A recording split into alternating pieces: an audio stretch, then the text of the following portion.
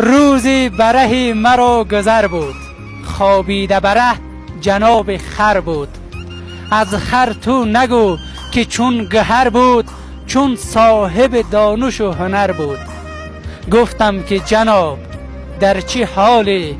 فرمود که وضع باشد عالی. گفتم که بیا خری رها کن، آدم شو و بعد از این صفا کن. گفتا که برو مرا رها کن، زخم تن خویش را دوا کن.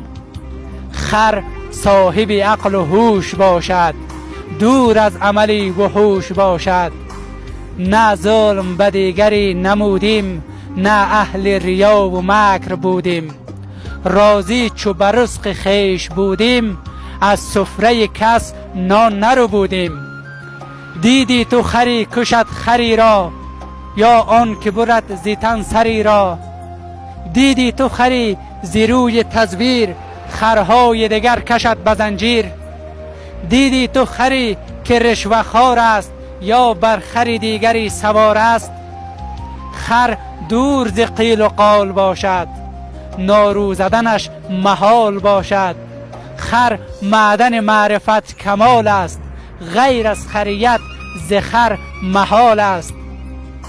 دیدم سخنش همه متین است، فرمایش او همه یقین است. گفتم که ز آدمی سری تو، هر چند بدید ما خری تو. بنشستم و آرزو نمودم، بر خالق خویش رو نمودم. ای کاش که قانون خریت جاری بشود بر آدمیت.